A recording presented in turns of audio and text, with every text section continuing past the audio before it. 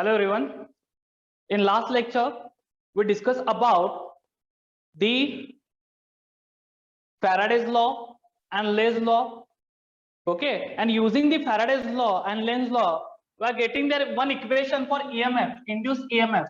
What is that equation for induced EMF? Induced EMF is equals to, so that is E is equals to small e. We can take the notation for induced EMF, that is small e, is equals to what we are getting there. We are getting minus n d phi b upon dt. Okay, so we are getting this equation. आपल्याला पाहून हे equation मिळालं होतं. What is mean by n there? What is mean by n? n काय आहे सांगा पटकन. What is n?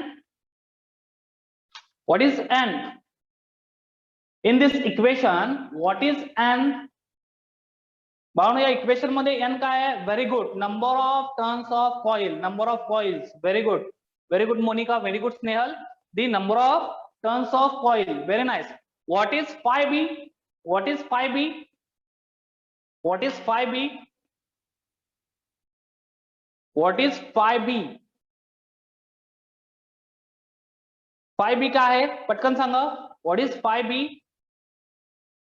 Magnetic flux. Very nice. Magnetic flux. Now tell me, what is the magnetic flux as per its definition? आपण introduction part मध्ये बघितलं होतं की phi b is equals to what? B into S into cos theta. हे आठवते का बघा तुम्हाला? हे आपण इक्वेशन बघितलं होतं. phi b is equals to b into s cos theta. So now I am going to modify this formula. Okay, हा जो फॉर्म्युला आहे तो मी मॉडिफाय करतोय बघा. हा जो phi b आहे त्या ठिकाणी मी हा फॉर्म्युला पुटअप करतोय. So I am getting the new formula for EMF. What is that? Minus n d b into s into cos theta upon dt. So I am getting this new formula. नीट लक्ष द्या बाळांनो. If magnetic flux is not directly given in that numericals, बऱ्याच वेळी बाळांनो JEE नीट लेवलला directly magnetic flux देत नाहीत. Okay, so त्यावेळी काय करतात की magnetic field is given and area is given. Okay, area म्हणजेच काय? Surface. Okay, most times they can take their letter A for area. Okay, हे लक्षात घ्या तुम्ही. एरिया इथं ए सुद्धा घेऊ शकता किंवा एस सुद्धा घेऊ शकता. S for surface. सरफेस आणि एरिया काही वेगळं नाहीये. सो काही काही प्रॉब्लेम मध्ये सरफेस घेतलं जातं, काही काही प्रॉब्लेम मध्ये एरिया घेतला जातो. लक्षात घ्या. म्हणजे तुम्ही इथं बी इंटू ए सुद्धा लिहू शकता. Nothing matter. B into S सुद्धा लिहू शकता. Nothing matters. S for surface and A for area both are same. हे लक्षात घ्या. ओके, सो बऱ्याचशा बुक्स मध्ये तुम्हाला इथं ए दिसेल आणि बऱ्याचशा बुक मध्ये इथं एस दिसेल. हे लक्षात घ्या. सो एस फॉर सरफेस दोन्ही सेम आहे, एरिया आणि surface. Is it clear? So B into S into cos theta upon dt. So we are getting this new formula for induced EMF. Now the next thing in numericals, आणखी एक महत्वाची गोष्ट असते बाळांनो की current find out करा म्हणतात. What is the induce current? Okay, so look it here. How to find out induce current? Induce current, आता इंड्यूस करंट म्हणजेच काय बाळांनो? तर आय. तर हा आय कसा फाइंड आउट केला जातो बघा. मला सांगा. As per Ohm's law, as per Ohm's law what is the I? I काय असणार आहे ओहम्स लॉचा यूज करून? V upon R. बरोबर आहे ना? Voltage upon resistance. Okay, very good. I is equals to V is equals to IR, Shravani. Okay, V is equals to IR, but I is equals to V upon R. Okay, so look at here. I is equals to V upon R. So that V is for what? Voltage, and R is for what? Resistance. So here we can take as a voltage induced EMF in electromagnetic induction. हे लक्षात घ्या बाळांनो. आपण as a voltage म्हणून काय consider करतो? इथं EMF consider करतो. म्हणून for induce EMF we can write their equation I is equals to E upon R. E for EMF. And what is the SI unit for EMF? Last लेक्चरला मी सांगितलं होतं. SI युनिट काय आहे? Weber per second. हे लक्षात घ्या. Weber per second किंवा और we can say volt. EMF साठी हे दोन युनिट घेतो आपण. एक तर वेबर पर सेकंड एक्झॅक्टली किंवा व्होल्ट. मोस्टली आपण व्होल्टच लिहितो because whenever we can find out the induced current, we can take this EMF as a voltage. So in electromagnetic induction, we can mostly write the SI unit volt for EMF. हे लक्षात घ्या, weber per second सुद्धा त्याचं unit आहे, पण mostly आपण काय लिहितो तर व्होल्ट लिहितो, हे लक्षात घ्या. आणि न्यूमरिकलचे जे आन्सर्स असतात ते मोस्टली तुम्हाला एमसीक्यू मध्ये व्होल्ट मध्ये भेटतील. ओके, पण हे पण लक्षात ठेवा की याचा आणखी एक युनिट आहे वेबर पर सेकंड सुद्धा. So for EMF there are 2 units, weber per second as per the equation of the Faraday. Okay, फॅराडेच्या इक्वेशन प्रमाणे ते वेबर पर सेकंड आहे. आणि आणखी एक EMFचं जे SI युनिट आहे ते म्हणजे कुठलं आहे, व्होल्ट आहे. Is it clear? So these two formulas are very, very important. First, the induced current. How to find out the induced current? If we know that the EMF, then we can easily calculate the induced current in this coil. त्या coil मधला induced current आपण calculate करू शकतो using this formula E upon R. E for EMF, R for resistance. And obviously this resistance value is given in that MCQ, in that problem. त्या example मध्ये त्या MCQ मध्ये रेझिस्टन्सची value दिलेली असते बाळांनो. ओके, ती फक्त आपल्याला पुटअप करायची असते. आणि मोस्टली आपल्याला EMF कॅल्क्युलेट करायचा असतो. आणि EMF कॅल्क्युलेट करण्यासाठी ह्या टर्म्स गिवन असतात. टर्न्स रेशो गिवन असते, त्यानंतर नंबर ऑफ टर्न्स गिवन असतात, त्यानंतर मॅग्नेटिक फील्ड गिवन असते, सरफेस गिवन असतो किंवा एरिया गिवन असतो, आणि अँगल बिटवीन देम गिवन असतं. Is it clear? कधी कधी ते आपल्याला फाइंड आउट करायचं असतं. सो अशा पद्धतीचं आपण एक एक्झाम्पल घेऊया, त्यानंतर तुमच्या लक्षात येईल how to calculate the EMF as well as how to calculate the induced current. So I am going to write here first example, and that is in your exercise. जर बुक असेल बाळांनो तर exercise मध्ये unsolved जे problems आहेत, लास्टचा problem आहे बघा, sorry not last, problem number 8. Problem number 8 आहे बघा एक्सरसाइज मध्ये अनसॉल्व प्रॉब्लेम. बघा तो प्रॉब्लेम काय, सर्च कॉइल म्हणून आहे बघा. हे सर्च कॉइल इथं सुद्धा लिहितो मी, हे फॉर्म्युले लक्षात ठेवा. Okay,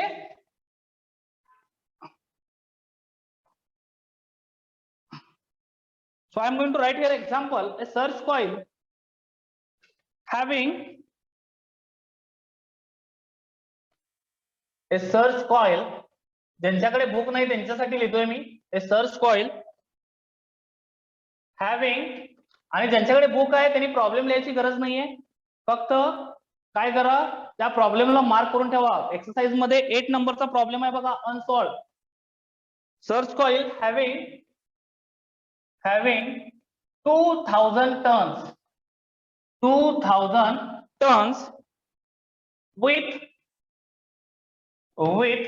area 1.5 centimeter square, with area 1.5 centimeter square is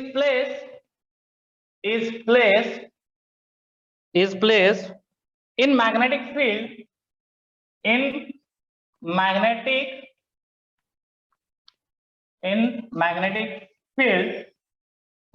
field of 0.6 Tesla, the coil moved rapidly.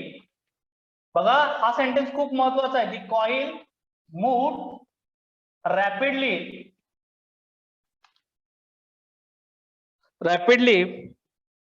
out of the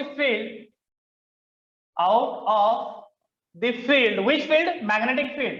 okay, इथं फक्त फील्ड म्हणलंय, पण ही फील्ड म्हणजेच काय आहे, मॅग्नेटिक फील्ड आहे, लक्षात ठेवा. Out of field in A time दिलाय बघा इथं of 0.2 seconds. Of 0.2 seconds. Calculate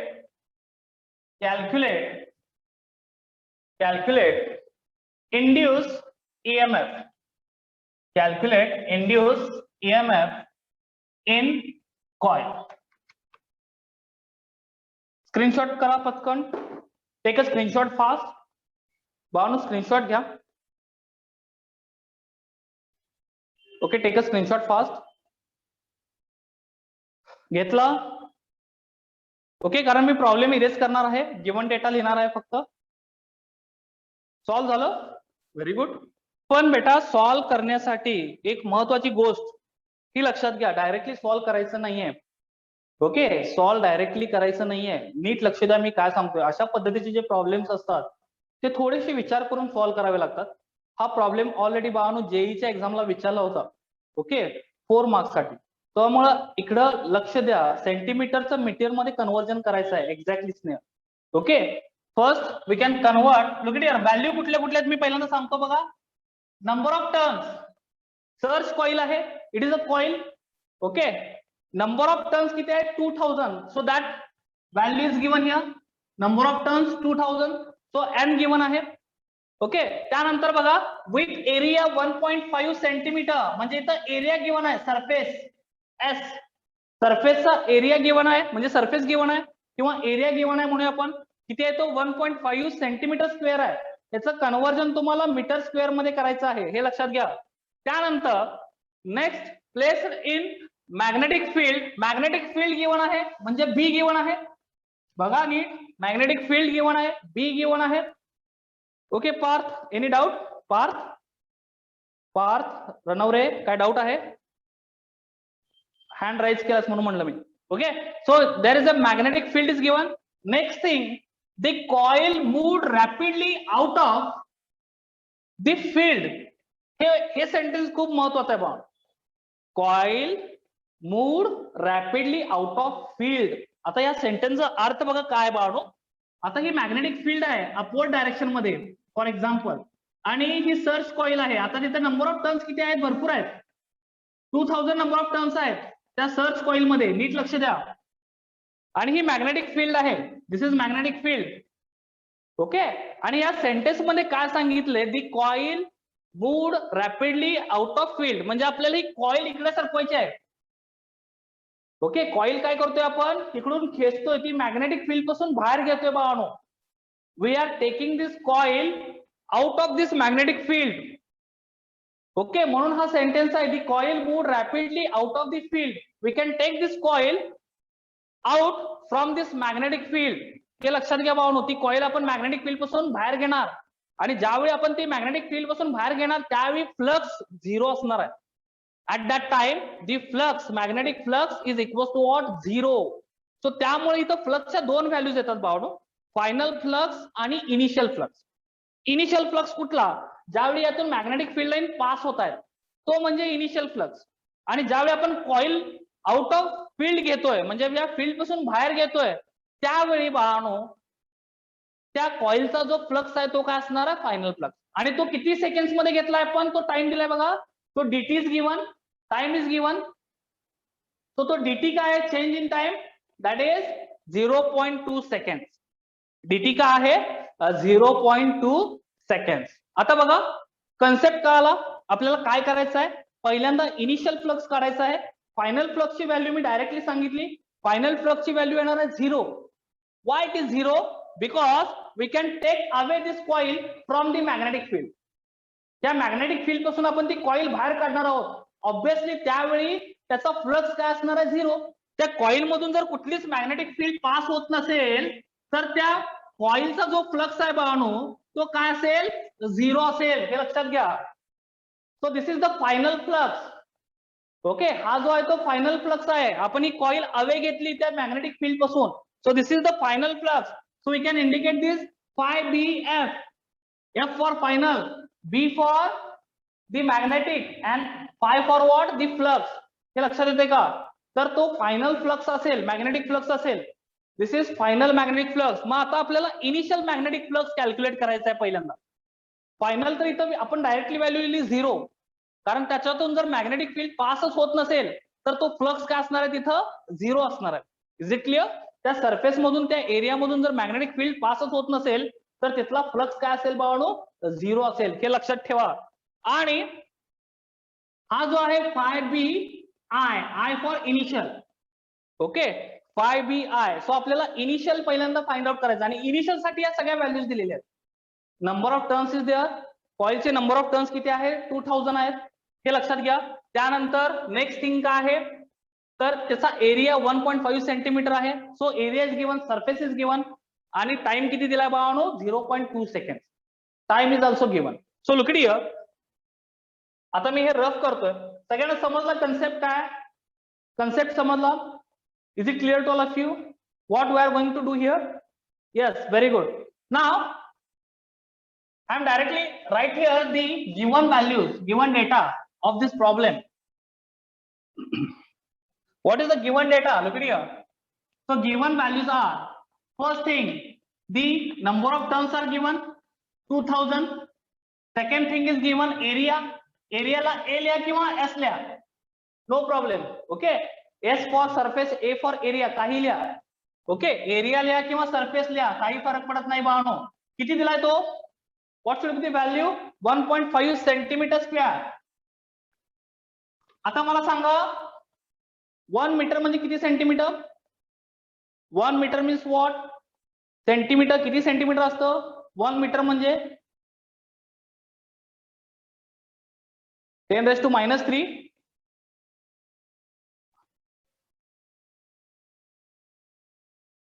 आणि सेंटीमीटरचं कन्व्हर्जन जर करायचं असेल तर इट इज 10⁻² असतं, हे लक्षात घ्या. 1 सेंटीमीटर, लक्षात घ्या इथं आपल्याला सेंटीमीटरचं कन्व्हर्जन मीटर मध्ये करायचं आहे. Okay, so 1 centimetre in metre it is 10⁻² metre. 1 सेंटीमीटरचं कन्व्हर्जन मीटर मध्ये करायचं आहे. सो 1 सेंटीमीटर काय असणार आहे? 1.5. आता 1 सेंटीमीटर म्हणजेच काय? 10⁻² चा स्क्वेअर, मीटर स्क्वेअर. स्क्वेअर का घेतला? कारण आपल्याला मीटर स्क्वेअर करायचं आहे, हे लक्षात घ्या. म्हणून इथं स्क्वेअर घेतला, 10⁻² चा square. So what should be the value of this area? Area value is 1.5 into 10⁻⁻⁴ metre square. तो आपल्याला जो एरिया आहे, जो सरफेस आहे, तो किती मिळाला बाळांनो? 1.5 इंटू 10⁻⁴ मीटर स्क्वेअर. लक्षात आलं का? सो हा आपण एरिया कॅल्क्युलेट केला, इथं सरफेस कॅल्क्युलेट केला. आणखी काय व्हॅल्यू दिली प्रॉब्लेम मध्ये? डीटी गिवन आहे. डीटी म्हणजेच काय? Change in time. Okay, final time जो आहे तो डीएफ. ओके, तो फायनल टाइम दिलाय, लक्षात घ्या. टीएफ लिहितो मी इथं, sorry, tf, this is final time. So I can write here dt is equal to change in time, final time minus initial time. Initial time 0 होता आणि फायनल टाइम दिलाय त्यांनी 0.2 second. So we are getting dt is equal to 0.2 second. जो DT मिळाला बाळांनो तो किती मिळाला? 0.2 सेकंड मिळाला, हे लक्षात घ्या. ऍक्च्युली असे कॅल्क्युलेशन्स आहेत. इनिशियल टाइम 0 आहे, TI for initial time and TF for final time. Final time त्यांनी प्रॉब्लेम मध्ये दिलाय 0.2 सेकंड्स मध्ये. आपल्याला ही कॉइल जी आहे ती काय करायची आहे? आउट ऑफ फील्ड घ्यायची आहे. We are taking this coil out of field in 0.2 second. So obviously initial time is what there? 0. Initial time problem मध्ये दिलेला नाहीये, पण आपण तो काय कन्सिडर करतो? 0 कन्सिडर करतो. So that's why initial time is 0 and final time is 0.2 second. So dt change in time किती आहे? 0.2. हे मी का लिहिलं बाळांनो? कारण बऱ्याच वेळी जेई आणि नीटला कन्फ्युज करण्यासाठी इनिशियल टाइम पण दिला जातो. आता इथं 0 होता बाय डिफॉल्ट, त्यामुळे डीटी 0.2 आला. If the initial time is given 0.1 then picture is change here, हे लक्षात घ्या बाळांनो. त्यावेळी इथं व्हॅल्यू चेंज होतील. जर इनिशियल टाइम प्रॉब्लेम मध्ये दिला असेल, इनिशियल टाइम जर दिला 0.1, so what should be the dt? Dt काय असेल सांगा पटकन. जर इनिशियल टाइम 0.1 दिला, very good Tanvi, very good Snehal, the value is 0.1 second, म्हणजे हा चेंज होतो बाळांनो. तेवढ्यासाठी मी सांगतोय हे. Okay, if initial time is not given, it's okay, you can take the 0. But if the initial time is given, at that time you are going to use this formula. Remember that TF minus TI, final time minus initial time. Is it clear? So that is the change in time, DT. Change in time, DT का आला? 0.2 seconds आला. कारण initial time 0 आहे, final time किती आहे? 0.2 आहे. Clear? Now we are going to find out. अजून एक काय टर्म दिली आहे? Magnetic field दिली आहे. B is equal to what? 0.6 Tesla. So this value is given. आता मला सांगा, पहिल्यांदा आपण इनिशियल सोल्युशन मध्ये इनिशियल कॅल्क्युलेट करूया. इनिशियल फाय बी म्हणजे इनिशियल फ्लक्स. इनिशियल फ्लक्स काय असेल? Initial flux is equal to, we can take here phi bi for initial flux, magnetic flux, phi bi, I for initial, is equals to flux is equals to काय असतं तर magnetic field into area. Magnetic field into काय आहे area आहे हे लक्षात घ्या. Okay आणि जर आपण विचार केला तर इथं कॉस जो आहे तो 0 आहे कारण मॅग्नेटिक फील्डची लाईन आणि ते जो सरफेस आहे सर्च कॉइलचा त्याची जो सरफेस वेक्टर आहे ते इन प्लेन आहे. इन प्लेनचा अर्थ काय असतो की दोन्ही vectors parallel to each other and in same direction.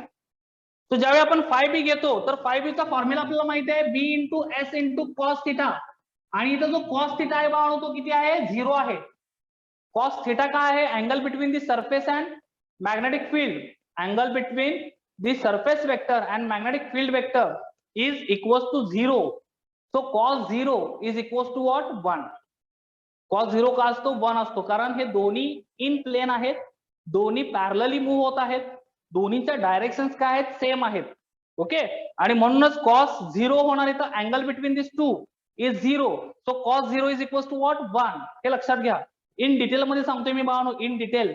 Okay so look it here B is given. B किती आहे 0.6. 0.6 आहे बी इंटू एस किती आहे S for area.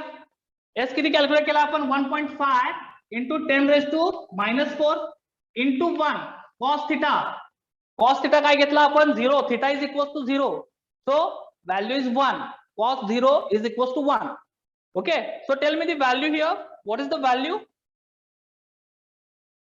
Fast calculate करा आणि मला व्हॅल्यू सांगा काय येणार इथं. 0.6 into 1.5 what should be the value.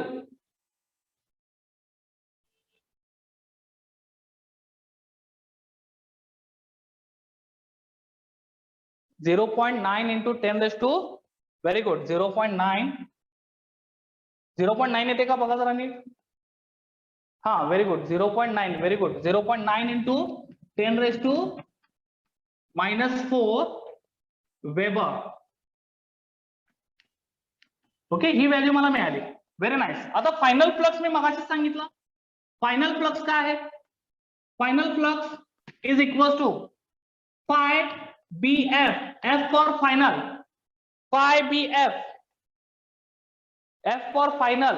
Okay final flux काय आहे 0 असणार. का 0 असणार कारण आउट ऑफ फील्ड आहे.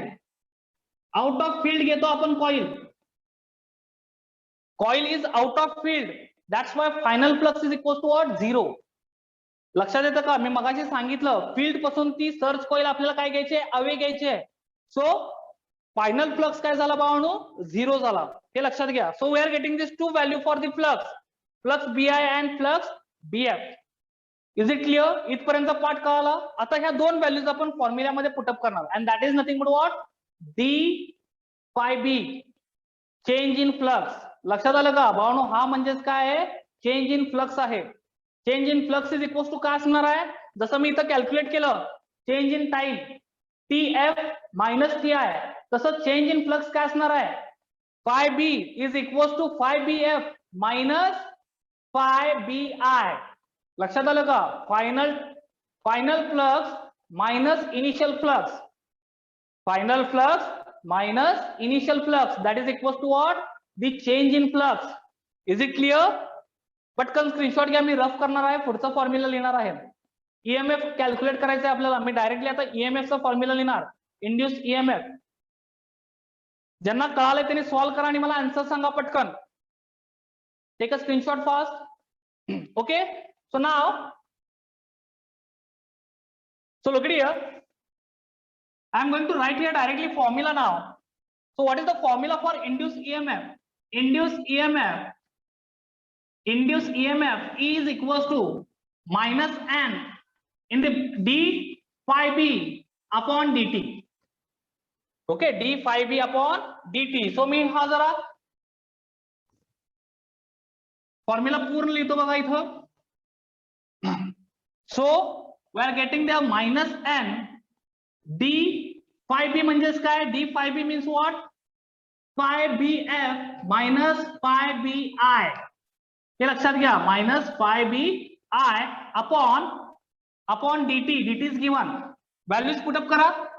व्हॅल्यूज पुटअप करा आणि आन्सर कॅल्क्युलेट करा. Look at here, n is 2000 minus n 2000, so minus 2000 is there in the bracket. 5bf 0 minus 5bi 0.9 into 10 raised to minus 4 upon dt is equals to what? 0.2 seconds. So tell me the EMF E. Calculate the value fast and tell me the answer. What should be the final answer?